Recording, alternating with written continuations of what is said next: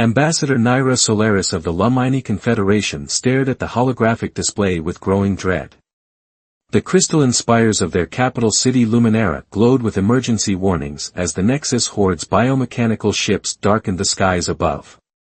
Their civilization, known throughout the galaxy for their achievements in art and science, faced extinction. High Council, we must evacuate the civilian sectors, Naira urged, her translucent skin pulsing with stress patterns. The outer defense grid has already fallen. First Speaker Talon shook his head, his crystal-like features reflecting the emergency lights. The Galactic Assembly has abandoned us. They claim intervention would destabilize the entire sector. We have nowhere to run. A deafening explosion rocked the council chamber as another orbital defense platform succumbed to the Horde's assault. The Lumini, despite their advanced technology, had always focused on defensive capabilities. Their weapons were designed to disable, not destroy, a philosophy that now spelled their doom. Then, something unexpected happened. The chamber's communications array burst to life with an unauthorized transmission. A human face appeared, weather-worn and bearing scars that told stories of countless battles. This is Commander Rajesh Patel of the Earth Defense Force. We've detected your distress signal and are moving to assist. Hold your position. The Lumini Council members exchanged confused glances. Humans were considered primitive by galactic standards, having achieved faster-than-light travel barely 2 decades ago. Their ships were crude, their technology unrefined. Yet here they were, while the advanced civilizations of the Assembly cowered in their distant sectors. Commander Patel, Naira responded, the Nexus Horde has never been defeated in direct combat. Their neural network allows them perfect coordination. You don't understand what you're facing. A grim smile crossed the commander's face. With respect, Ambassador, perfect coordination can be a weakness. Transmit your defense codes. We'll handle the rest.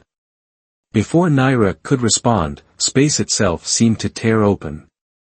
Hundreds of human vessels emerged from jump points, ugly, utilitarian ships that looked like they'd been cobbled together from spare parts. They didn't move with the graceful precision of assembly warships. Instead, they scattered in what appeared to be complete chaos. The Nexus Horde, true to their nature, responded with textbook precision. Their biomechanical ships moved to encircle the human fleet, anticipating standardized combat maneuvers. But the humans didn't follow any recognizable pattern. By the eternal light, First Speaker Talon whispered, watching the tactical display. They're fighting like primitives. Human ships deliberately collided with Horde vessels, using their own destruction as weapons. Others executed maneuvers that seemed suicidal, diving between enemy formations to disrupt their perfect synchronization. The Horde's neural network, accustomed to calculating against logical opponents, struggled to predict the seemingly random actions of the human fleet. Commander Patel's voice crackled through the chaos. Ambassador, we need your people's help. Our ships can break their formation, but we need your sonic technology to disrupt their neural links. Together, we can beat them. Naira didn't hesitate. Council, we must act. The humans have given us a chance, we cannot waste it. The next hours were a blur of coordination. Lumini sonic emitters, originally designed for peaceful purposes like communications and healing, were repurposed into weapons. The humans' chaotic assault created openings, while precisely targeted sonic pulses severed the Horde's neural connections. When the dust settled, the Nexus Horde retreated for the first time in their known history. The cost had been high, dozens of human ships destroyed, thousands of lives lost. Yet they celebrated as if it had been their greatest victory. In the aftermath, Commander Patel met with the Lumini Council. His uniform was torn, his arm bandaged, but his eyes shone with fierce pride. Why? Naira asked him. Why would you sacrifice so much for a species you barely know? Patel looked at the devastation visible through the council chamber's windows. Because it was right. Because someone had to stand up to bullies. And because humanity knows what it's like to face extinction alone. He paused, a shadow crossing his face. During our first steps into space, we learned the hard way that the galaxy isn't always kind. We swore then that we would never stand by while others faced the same fate. The Lumini Council chamber, traditionally a place of measured discourse and careful diplomacy, erupted in something it had never witnessed before, applause. The sound echoed through the crystal walls as the Lumini celebrated their unlikely saviors. That day marked a turning point in galactic history. The Lumini transmitted a message to the Galactic Assembly: we hereby formally align ourselves with Earth and its colonies. Let it be known that when the Assembly abandoned us, humanity answered our call. Perhaps it is time for the galaxy to re-evaluate its definition of civilization.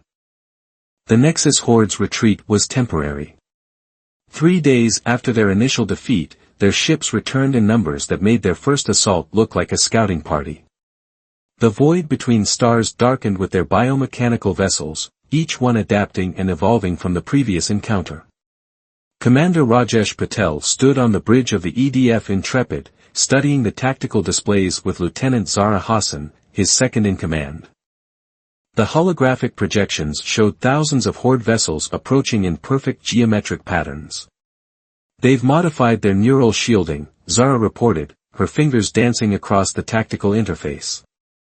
The Lumini sonic disruption won't be as effective this time. Patel nodded, having expected as much. And that's exactly why we're going to try something they'll never anticipate. Get me Ambassador Naira. The Lumini ambassador's hologram appeared, her crystalline features reflecting concern. Commander, our long-range sensors confirm the Horde has adapted. Our previous strategy will be useless, yes, Patel interrupted. That's why we're going to use your son. Silence fell over both bridges.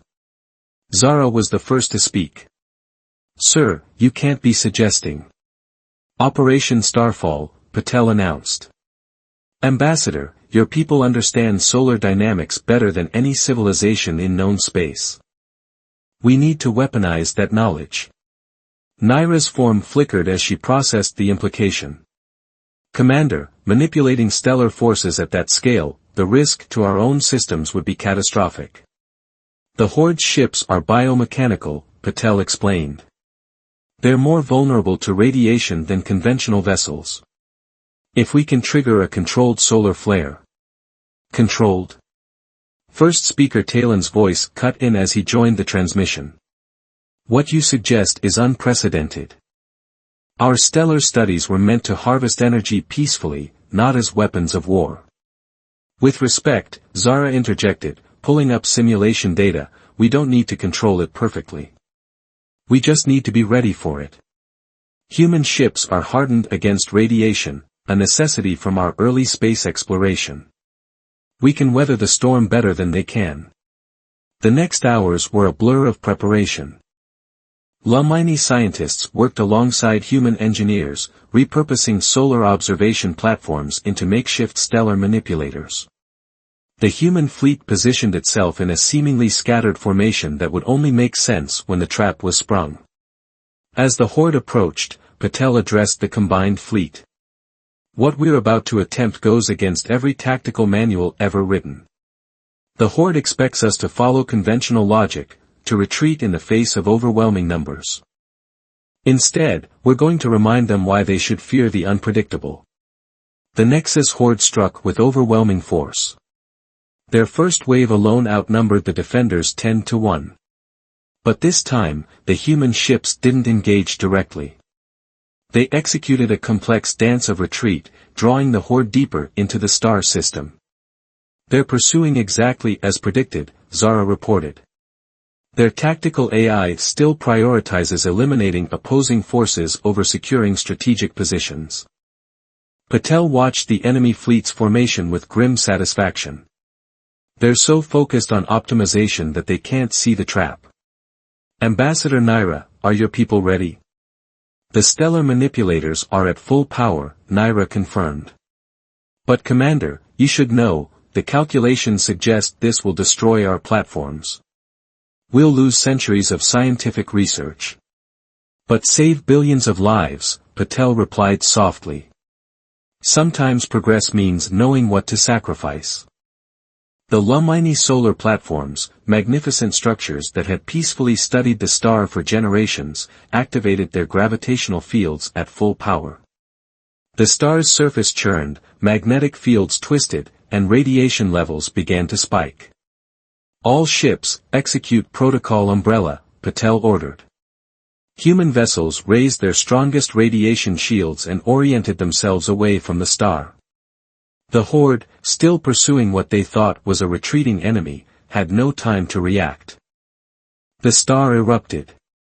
A massive solar flare, precisely aimed by the dying Lumini platforms, washed over the battlefield. Human ships, their hulls specifically reinforced for this moment, weathered the storm. The Horde vessels, optimized for neural connectivity and biomechanical efficiency rather than radiation resistance, didn't stand a chance. Thousands of enemy ships went dark as their biological components failed. Others tried to retreat, their perfect formation dissolving into chaos. But the human fleet was already moving, striking the survivors with devastating precision. When the radiation cleared, more than half the Horde fleet had been neutralized. The remainder fled, their neural network in disarray. In the aftermath, Patel walked through the Lumini Science Center with Ambassador Naira, surveying the banks of darkened monitors that had once connected to their solar observation platforms. Your people sacrificed centuries of scientific achievement, he said quietly. I know what that cost you. Naira's crystalline form pulsed with an emotion that didn't translate well to human understanding, something between sorrow and hope. We can rebuild the platforms, Commander. What you've taught us, about adaptation, about using knowledge in ways we never imagined, that's worth more than any research facility. The Horde will return, Patel warned. They'll adapt to this strategy too. Then we'll need to be even more unpredictable, Naira replied, surprising him with a very human smile. Perhaps it's time the Lumini learned to think a little less logically. The victory at Starfall bought them time, but not peace. The Nexus Horde changed tactics, launching ground invasions across Lumini colonies. Their biomechanical ground troops infiltrated the crystalline cities, turning the Lumini's architectural marvels into battlegrounds. On the colony world of Nova Lumina, Director Verena Blackwood of Earth's Special Operations Command crouched in a crystalline tunnel alongside a squad of human marines and Lumini resistance fighters. The crystal walls pulsed with dim bioluminescence, barely illuminating their position. The Horde has converted the atmospheric processing center into a control node, explained Ixis, a Lumini engineer whose usual pearlescent glow was dimmed for stealth. They're using it to spread spores that will make our atmosphere more suitable for their biology. Verena checked her tactical display, where red dots indicated heavy Horde presence around the facility.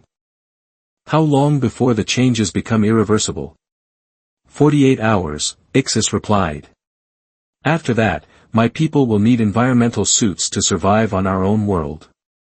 Sergeant Jean Wong, leader of the Marine Squad, studied the facility's holographic layout. Traditional assault would be suicide. They've got every approach covered, and their neural network gives them perfect coordination in close quarters. Then we don't assault, Verena decided. We go deeper. She turned to Ixis. Your people built these cities. How far down do the crystal tunnels go? The Lumini engineer's eyes widened with understanding. The geothermal tap, it runs directly beneath the processing center. But it's incredibly dangerous.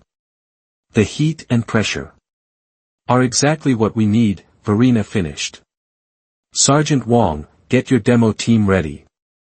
Ixis, we'll need your people's sonic technology. The next hours tested the limits of both species. The humans' environmental suits, designed for space warfare, barely handled the crushing depths and heat of the geothermal tunnels. The Lumini's natural resistance to pressure proved invaluable as they guided their allies through the crystalline labyrinth. Private Raven Martinez, the squad's tech specialist, worked with Ixis to modify their sonic disruptors. If we can match the resonant frequency of the crystal structures, she explained, we can trigger a controlled collapse. Controlled being a relative term, Sergeant Wong muttered, setting charges at key structural points. Above them, the Horde continued their atmospheric conversion, unaware of the threat beneath their feet. Their neural network, focused on defending against external threats, didn't consider the possibility of an attack from below. All charges set, Wong reported. Once we start this, we'll have minutes before the whole area becomes unstable. Verena looked at her unlikely team, human soldiers in bulky environmental suits alongside crystalline Lumini fighters who seemed to shimmer in the geothermal light. Everyone clear on their roles. Once this starts, there's no going back. The plan was simultaneously simple and insane. They would use sonic pulses to weaken the crystal structure while precisely placed charges would redirect the geothermal pressure. The combination would create a controlled sinkhole, collapsing the processing center while leaving the surrounding city intact. 3, 2, 1, initiate, Verena commanded. The first sonic pulse was barely noticeable, a low vibration that made the crystals sing. But as more pulses followed, harmonizing with each other, the very ground began to resonate. The charges detonated in sequence, sending shockwaves through the crystal structures. Above them, the Horde finally realized something was wrong. Their troops began evacuating the facility, but their orderly withdrawal turned to chaos as the ground shifted beneath them. The neural network, overwhelmed by countless danger signals, couldn't coordinate a response. Second phase, now. Verena ordered. Ixis and the other Lumini activated their sonic devices at full power, while Private Martinez synchronized the frequencies. The crystal tunnels amplified the effect, creating a web of resonating energy that shattered strategic support structures.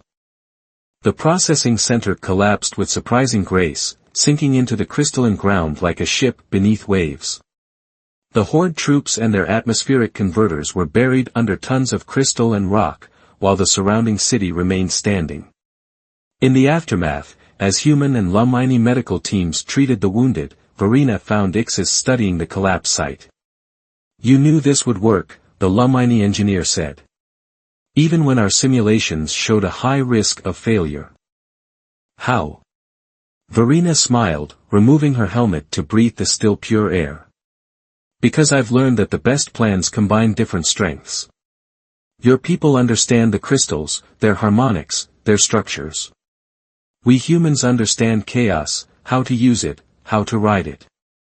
Apart, neither of us could have done this. Together. Together we become something new, Ixis finished, his crystalline form pulsing with renewed brightness. The Horde's greatest weakness is their inability to adapt, to embrace chaos. They see everything as systems to be optimized. And some things can't be optimized, Verena agreed. Sometimes the most effective solution is the one that no rational analysis would suggest. Reports from across Nova Lumina confirmed similar successes. The Horde, faced with an enemy that attacked from impossible angles and used the very ground as a weapon, began withdrawing from Lumini colonies. But their retreat felt too organized, too purposeful. They're learning, Sergeant Wong observed, watching enemy ships disappear into the darkness of space.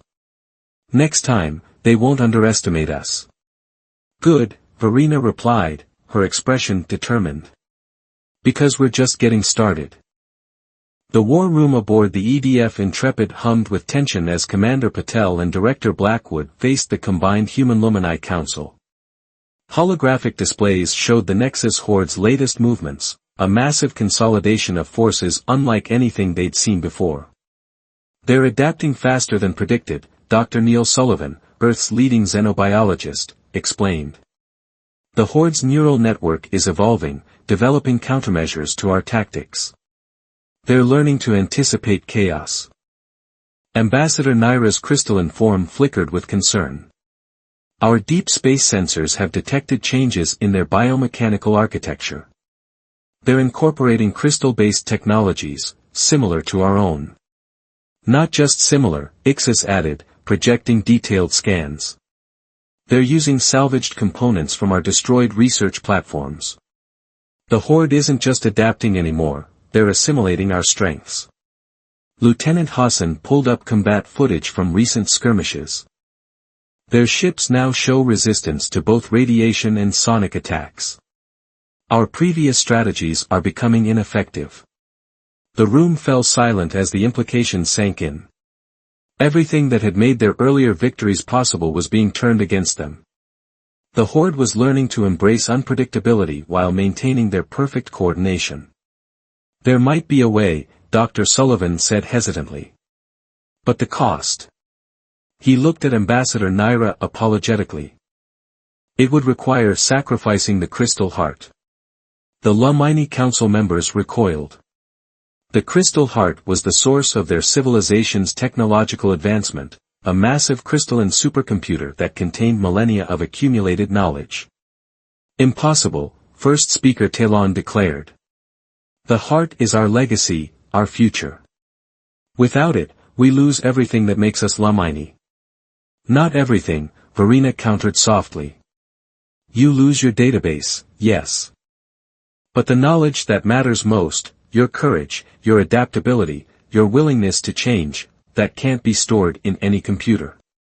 Patel stepped forward, his scarred face reflecting in the crystal walls. The Horde's neural network is based on pattern recognition and assimilation. They adapt by understanding and incorporating what they encounter. But what if we gave them too much to process? An information overload so massive it would overwhelm their entire system? The Crystal Heart contains more data than any system in known space, Naira realized. If we could transmit its entire contents directly into their network. Their adaptive algorithms would try to process everything simultaneously, Dr. Sullivan confirmed. Like a computer forced to download the entire internet in a single second. The debate raged for hours. The Lumini Council was divided, many unable to accept the destruction of their greatest achievement. But as reports arrived of more colonies falling to the Horde's evolved tactics, the reality of their situation became clear. We put it to a vote, First Speaker Talon announced. The decision was narrow, but final. The Crystal Heart would be sacrificed. The operation would require perfect timing. Human ships would need to punch through the Horde's defenses to get close enough for transmission. The Lumini would have to prepare their most sacred artifact for its final purpose. In the Crystal Heart chamber, Ambassador Naira placed her hand on the massive structure. Its surface pulsed with the knowledge of countless generations. All our history, our science, our art gone in a moment. Not gone, Verena replied, standing beside her. Transformed. Sometimes destroying something precious creates something even more valuable, unity, friendship, understanding. The final battle began at dawn.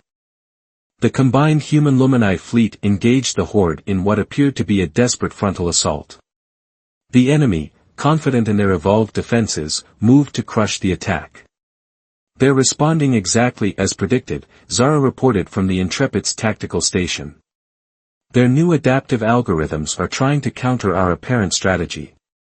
The Horde's massive fleet moved with terrifying efficiency, their ships now displaying a mix of biological and crystalline technology. They had become a perfect hybrid of order and chaos, nearly unstoppable. Nearly. Now, Patel ordered. At the heart of Lumini space, the Crystal Heart pulsed one final time. Its contents, the accumulated knowledge of an entire civilization, streamed into space in a massive data burst.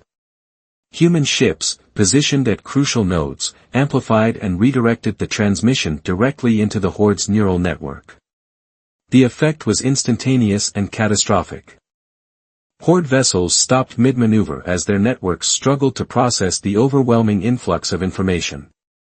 Some ships simply shut down, while others fired randomly into space, their coordination shattered. Their entire command structure is collapsing, Zara announced, wonder in her voice. They're drowning in data. In the chaos that followed, the combined fleet struck with devastating precision. The Horde, their greatest strength turned into a fatal weakness, never recovered. Their remnants fled into deep space, their neural network in tatters. Victory had been achieved, but the cost was evident in the dimmed crystal spires of Luminera. The heart of their civilization was gone, sacrificed to save not just their own species, but countless others who would have fallen to the Horde. In the empty chamber that had housed the crystal heart, Naira and Verena stood in silence. "What do we do now?" Naira asked. "How do we rebuild without our repository of knowledge?" Verena smiled. "The same way humanity did after we lost everything in our own wars. One step at a time, keeping what's truly important, not in computers or crystals, but in our hearts and minds." 1 year after the defeat of the Nexus Horde, the crystalline cities of the Lumini sparkled with a different kind of light. Where the Crystal Heart once stood, a new structure rose, the Convergence Academy, the first joint human Lumini institution of learning and innovation. Commander Patel, now Admiral, walked its halls with Ambassador Naira, watching students from both species collaborate on projects that would have seemed impossible just a year ago. Human creativity merged with Lumini precision, creating technologies that borrowed from both worlds while transcending their origins. "Did you ever imagine this?" Naira asked, gesturing to a group of human engineers working alongside Lumini scientists to develop new forms of crystal-based computing. "When you first answered our distress call?" "Honestly, I was just hoping we'd survive," Patel admitted. "But this is better than victory." They passed a memorial wall where holographic displays showed key moments from the conflict. Director Blackwood's underground resistance, the Battle of Starfall, and the final sacrifice of the Crystal Heart. But alongside these scenes of war were images of cooperation, innovation, and friendship. In one of the Academy's research labs, Dr. Sullivan and Ixis led a team developing what they called adaptive architecture, buildings that could change their structure in response to threats while maintaining their integrity. It was a direct evolution of the tactics they'd used against the Horde, turned toward peaceful purposes. "The Galactic Assembly has been sending observers," Naira noted, watching a group of diplomatic vessels orbit overhead through the transparent crystal ceiling. "They're fascinated by what we've achieved together. And perhaps a little concerned." "Let them be concerned," came a familiar voice. Lieutenant, now Captain, Hassan approached, accompanied by First Speaker Talon. "They're realizing that their old hierarchies of advanced and primitive species don't mean what they thought." The First Speaker's crystalline form pulsed with amusement. "Indeed. They recently offered us readmission to the Assembly's Science Council. We declined." "You declined?" Patel raised an eyebrow. "I thought that was one of your people's highest ambitions." "It was," Talon acknowledged. "Before we learned that true advancement isn't about accumulating knowledge in vast databases. It's about having the wisdom to use what you know, and the courage to keep learning even when it means admitting you were wrong." They reached the Academy's central chamber, where a new project was taking shape. Private Martinez, now Dr. Martinez, was working with a team of human and Lumini engineers on something unprecedented, a hybrid vessel that combined human adaptability with Lumini crystal technology. "The prototype for a joint defense fleet," Hassan explained. "Not just for our peoples, but for any civilization that faces what we faced. The Assembly may prefer to hide behind its protocols, but we've chosen a different path." The ship under construction was beautiful in an unconventional way. Its hull incorporated growing crystal structures that could adapt to damage, while its weapon systems were designed to create controlled chaos in battle. It was neither human nor Lumini in design, but something entirely new. "We've had requests for assistance from 3 other civilizations in the past month alone," Naira said. "Species that face threats the Assembly won't help with.